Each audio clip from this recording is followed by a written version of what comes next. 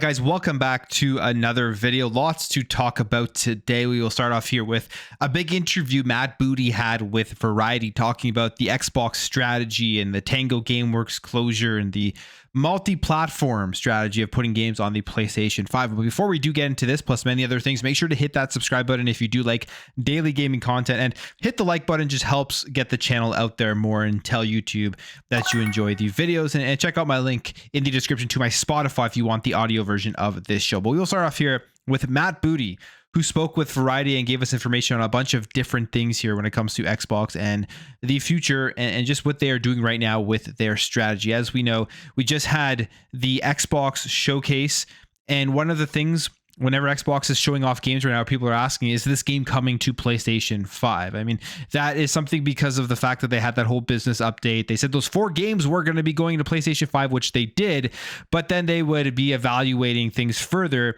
depending on the performance of those games. And if you sit back and look at it, Sea of Thieves has done extremely well. I believe Grounded has done well. So those 2 multiplayer online live service style of games have done well on the PS5. And then you have games like Hi-Fi Rush and Pentiment, which I don't think did as well. So the question is, where do they go from here with bringing over more games to PlayStation? And here is the first thing Matt Booty talks about. He says, we are beginning to hit the rhythm that we've always aspired for, and that is really our commitment to our players of being able to deliver a much more steady cadence of games on a more predictable rhythm. And I mean, that was something that Xbox has basically talked about and wanting to do since the beginning of this generation. They made essentially a promise of a game every 4 months. Every single quarter, a big first-party game would be launching. Now, they've done more than 4 games in a year. They've done tons of first-party games, and this year is going to be really no different. But there has not really been that steady cadence that okay, a game is coming out in this time of the year, and then this next time of the year. They have so many games out in their catalog, they could easily do that. They could even hold games from being released to make sure that the cadence does continue. Booty also notes that the fan and press reaction to the showcase has been extremely positive, which it was, and we will show some more proof of that later on during the show. But one of the questions people also have is, when is the actual release dates for these games? Because they really only gave release years when they showed these games off. And Matt Booty did comment on this. He says, we certainly want to make sure every game is given space and has got an opportunity to shine, and we don't end up overshadowing a game by launching it too close to one another. And adding that the portfolio planning revolves around ensuring that the teams don't conflict with other companies' titles, but also so that we're not getting in our own way. So basically, don't want to put anything in stone. And I would think probably because not every game is going to get delayed, but if they do put release dates out there and then they think it's all lined up perfectly, but then one of those games gets delayed, it screws up the entire release schedule, and then you are going to have games overlapping, and you absolutely will have games overshadowing others because there are much bigger games versus lower tier games in the entire Xbox ecosystem catalog from their first party. So that is definitely something that is probably kind of hard to manage with the amount of titles that they do have right now. Now, obviously, one of the biggest things that people want concrete details of and answers for is Tango Gameworks, and why did that studio close down? We've seen Sarah Bond's answer, we've seen Phil Spencer's answer. Both of them are essentially were non-answers, and I don't think we're going to get the nitty-gritty details as to why this happened. I kind of think that's a little absurd to think that they are going to give us that in an interview and tell us, here's the accounting side of things, here is the entire business books that we have as to why we had to make this decision. That's just not going to happen. It's unrealistic to think. And Matt Booty essentially gives another answer / non-answer for why Tango closed down. Here's what he says. Those decisions are never made lightly. They're never made quickly. And there's a lot of people and processes and oversight to make sure we're making a good decision. And then asks about the closures again, adding he did not want to share nitty-gritty details, but mentions that Microsoft looks across leadership at studios, and if the teams are set up for success in the future, not just as they were successful in the past. So there is actually a bit more there, I would say, with what Matt Booty says. Maybe it was because at Tango, as we know, Shinji Mikami did leave, and they were maybe looking at that as that was the leader, that was the guy that was making this entire thing run. And without him, they didn't have faith in the current leadership at Tingle Gamers. That could have been a thing. But I mean, John Johannes made Hi-Fi Rush, which was an incredible game. But overall, if you look at the entirety of that studio, it was Shinji Mikami who was the life breath of Tango Gameworks. So maybe that's what he's kind of referring to. When he left, they thought, we need to close this studio because the future just doesn't seem like it is going to be successful with the current leadership there. Who knows? I mean, that's kind of what I would say he's kind of hinting at there, but we don't actually know exactly what he means. And he also mentions about allowing teams to go independent, which they already have with a studio like Toys for Bob, which went independent and is actually partnered with Microsoft. And it says here, Booty also points out that Microsoft has been open to allowing teams to go independent in the past if it's clear things weren't a good fit. So maybe we will see more of those studios that they've purchased go independent. And then finally, the big thing here that I think a lot of people are interested in is the Xbox exclusives, first party content. Will there ever be any more Xbox exclusives? And there will be, but how many of them will there be? And he touches on Sea of Thieves and says, we have been really pleased in the whole putting games on PlayStation 5, noting that when Sea of Thieves launched across PlayStation 5, the team saw uptick in Xbox and PC player engagement as well, while also sharing that a large number of PlayStation players were enjoying the game in crossplay. And of course, the bigger your community is, the more people are going to play across all of the different platforms, or maybe revitalize to jump in and play with their friends who previously couldn't access the game. And that's probably one of the reasons why they put these multiplayer games everywhere, because they know the bigger the community, the more people will stay engaged and the more people will play the game itself.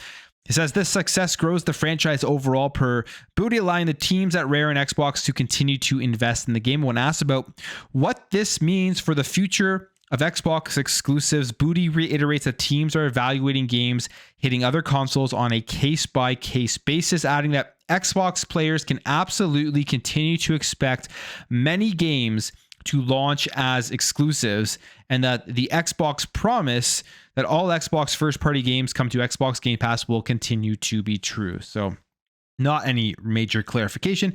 It just basically there are going to be exclusives. There are going to be console exclusives, full exclusives, probably some timed exclusives, as well as games that are just multi-platform. What Xbox has to do, though, I think, is just be very, very clear when games come out so that nobody's asking questions for months up until the release of the game. Just be honest with the gamers and the consumers. For the ones that care, I don't really personally care. I don't care that people on PlayStation get to play Xbox games. I actually think that will help Xbox in the long run to make more money, invest in it, have better communities, bigger communities overall, where games last longer because more people are playing. So, but for the people that truly care about other people playing games on a different plastic box, they just need to be upfront and say, hey, this game is coming to PS5. This game is going to come to PS5 after a certain period of time, and this game will never come to PlayStation 5. And that will just kind of solve, I think, a lot of the communication issues that Xbox does have at times. So that was an interview with Variety. We did get a bit more information, nothing too earth-shattering or anything like that. Now, when it comes to a first-party game that they released last year in Redfall, we know what happened with that. Arcane Awesome was one of the studios that did shut down. And with that, people who had bought the Bite Back edition were confused, were left out in the cold, basically, because they had purchased an edition that was supposed to be coming with some extra content that would not be delivered on because it was canceled. And Xbox had mentioned that they were going to be refunding people or giving back to the people who purchased the Bite Back edition. And now it looks like that is happening. It says Redfall's promised DLC drops were canceled and Microsoft is making good with refunds. So as we know right now, some people are actually getting the refunds for the Bite Back edition. You can see here someone posting a picture of their refund. The order was placed on April 21st, 2023. And then it says your Microsoft Store refund has been promised and they are getting back $26.99 US for purchasing that edition. So if you got the Bite Back edition, I'm guessing at some point in the near future, you will finally be getting your refund for content that will never be coming back. And that is the best way to solve this. I know there was thoughts that they were going to maybe do other things, like maybe give you Microsoft points or something along those lines. But the best way to make right for the people that bought it is just to give them their money back. And I'm happy to see that that is happening. And hopefully that isn't just a glitch and more people will be getting the refunds sooner rather than later. So yesterday we talked about PlayStation skipping Gamescom. And it's because they have nothing else to show, I would assume, for the rest of this year. They're really holding all of their big content, I think, for 2025 and beyond. Xbox, on the other hand, goes to every show, and they are going to be at Gamescom as well, with the biggest booth that they've had at Gamescom. And we talked about the fact that they have way more games to show that weren't even at the Xbox showcase. And now the hype for Gamescom can begin because we may see a lot more stuff there that we didn't see at the Xbox showcase. It says in a new post on X today, Xbox announced that it will return for Gamescom 2024, and it also confirmed just a few of the titles that fans can expect to see. They say it's the biggest booth yet, and the event will be August 21st and 25th, 2024. And in the same thread, Xbox confirmed that the following titles will make an appearance at the event. This is what we know so far: Age of Mythology Retold, Avowed, Ara History Untold, Diablo 4, Vessel of Hatred, Diablo Immortal, The Elder Scrolls Online, Fallout 76, Towerborn, World of Warcraft, The War Within. And then, of course, they say more to come. So there's going to be more content other than that. But I mean, that's exciting. The biggest booth that they have had at Gamescom after having an insanely good Xbox showcase. And they're going to continue to give us more content. And Blizzard will also be there, as we saw with some of those game announcements as they tweet this out. Get ready for our first Gamescom as part of Team Xbox. We invite you to join us August 21st to 25th. Stay tuned for more information. So they'll have a big presence. I wonder if we're going to see anything really new that we haven't seen yet, or just more deeper dives from games that weren't at the Xbox showcase, as well as games that were there, which I think will be great. I mean, Towerborn, I believe, is also going to be there, and there's games that are coming out in the last quarter of 2024 that they're probably going to want to give more information on and hype up and really get that marketing going, so people are excited to be jumping in and playing.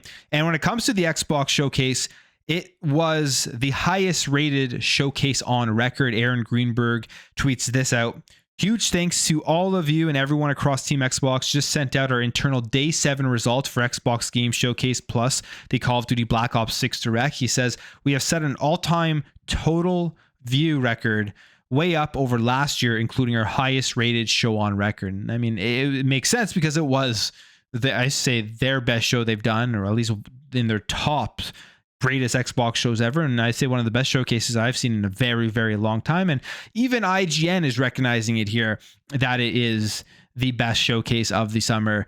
They tweeted this out: we asked IGN's followers on X which of the big three had the best summer showcase, with 70.4% of the votes. Xbox was the landslide winner. And it's good that this comes out now, because we did see some ridiculous takes from major game journalists, I think like Jason Schreier and Christopher Dring and stuff, trying to play it off like the Nintendo Direct was better than the Xbox showcase. Now, I thought the Nintendo Direct was great, but as objectively as I can be looking at them all together, cumulatively, the Xbox showcase was a better showcase than the Nintendo Direct. So I don't know why people would try to swing it the other way or try to paint it in a different direction. I just think in general, I mean, the Xbox showcase was a far more hyped up showcase, and a far more hype showcase in general, just with the stuff that they did show and just the future that Xbox does have. Now, Nintendo, where I think they did a better job, was actually giving us games that are coming out this year with release dates and everything. So you have stuff to look forward to right away. But overall, the Xbox showcase, in my opinion, was a better showcase. Now, if you like id Software, it looks like they could be doing something new here. Now, we don't really have any idea what this means whatsoever, but there is a trademark that was filed by Bethesda on June 18th, and it's called Motor, powered by id Tech. That's really all we know. No idea if this is like a racing game or just a different game that they are working on, a brand new IP. We don't know, but it is a trademark that they have put out here. You have people here saying, got a feeling this is a Contraband related, but surely Contraband is further along. This person says, new game from ZeniMax Online would be a logical guess, but I doubt their game is built on id Tech. Probably a modified id Tech engine of Dark Ages. Like, we don't know, but there is something here potentially in the works from Bethesda and maybe id Software, or maybe another studio that is just using id Tech to make this game. So exciting stuff there. And then Gears of War Ultimate Edition has seen a massive raise in players, 323% boost with the Xbox player spike following the E-Day reveal. And of course, the E-Day reveal was great. I mean, it was an awesome trailer. They used the Mad World theme. I'm very excited for it. It was the thing that got me the most hyped at the showcase. And we're seeing people here jump back in and start playing the Gears of War Ultimate Edition again. And this is where I start to think like this would have been a perfect opportunity for that Marcus Phoenix collection that everybody has been wanting. You show off the Gears of War E-Day trailer, you get everyone excited again for Gears, and then you say now you can go in and experience all of the other games in this one great collection in one place. And I think that would have just taken off and been just an absolute huge win for Xbox, but that hasn't happened, and we don't know if that is ever going to be coming out. We've seen a lot of rumors around it, but you can see the effect that a new exciting trailer for a new game in the mainline series does for the other games out there for Gears of War. And if you haven't played the Gears of War Ultimate Edition, I highly recommend it. It's really well done. It's really fun. All the Gears games still hold up very well. And if you haven't checked out the series, you can go check them all out right now. All right, jumping over here, let's talk about Beyond Good and Evil 20th Anniversary Edition. It got announced twice. Yesterday, they accidentally revealed it here in a tweet, saying that it was coming out June 25th, 2024 on all platforms. And they deleted that tweet because they were waiting, I guess, to announce it at the Limited Run Games Showcase. And now we officially have an official announcement from Ubisoft that if you're looking forward to playing Beyond Good and Evil 20th Anniversary Edition, the remaster, it is actually coming on June 25th, again, on all platforms, with that official announcement coming via Limited Run Games. So if you've been looking forward to finally playing something newer or another entry into the Beyond Good and Evil series, now is going to be the chance for that. And just a little bit about it, it says, in addition to the re-release, the 20th Anniversary Edition of Beyond Good and Evil features a new treasure hunt, an anniversary gallery, a reorchestrated soundtrack, and support of up to 60 frames per second and other exclusive content. So if you're a fan of that game, that's going to be one that you will be wanting to check out. And then we have the Madden trailer. The first trailer came out. I mean, it's Madden. Seems like it is the same every single year. I've talked about my gripes with Madden for a very long time, many times on this channel. I'm not going to go over that again, but there is a new trailer if you want to check it out. Looks like there are some newer features in there, like the boom tech or whatever it's called, and just some stuff that hopefully will make this game better. This is the first year in a long time that's coming out with a college football game, and there's actually an MVP bundle. I'm hoping the college football game is pushing Madden to improve it every single year now going forward, and we'll see how that all plays out. And finally, the Embracer Group, they have announced a new AI policy for game development. As we know, AI is going to be making its way into game development, whether we like it or not. I think there's so many great things that AI could actually do and help make games better, but then there's also the thought of it taking jobs and hurting the industry in that way. But the Embracer Group, they released their annual report for 2023-2024. And when it comes to the revelation of a new AI policy for game development, and they say here that the company says it began rolling out a new group AI policy over the last year, and this policy comes with material to help onboard AI usage, as well as provide principles to work by, an overall risk assessment of using AI within game development, and a general risk framework. Specifically, say AI has the capability to massively enhance game development by increasing resource efficiency, adding intelligent behaviors, personalization, and optimization to gameplay experiences. And by leveraging AI, we create more engaging and immersive experiences that provide each player with a unique, dynamic, and personalized experience. We also see great opportunities for AI in game development, speed, logistics, and planning. So there you have it. They also mentioned they don't want to replace people with AI, but they want to empower them. And we'll see how that all plays out. I mean, that's kind of how it always starts. These companies have this new technology. They say that they want to use it for good and to make the products better. And then they see how much money it saves and how they can save even more money if they do replace certain people and processes. And eventually I think that will end up happening. But the other side of it is like, you can see how AI could definitely make living worlds more realistic and more immersive when you can actually make NPCs all seem more unique than what we see right now in current open world games, or improving the actual development time for just monotonous tasks that you could definitely make easier and better with AI.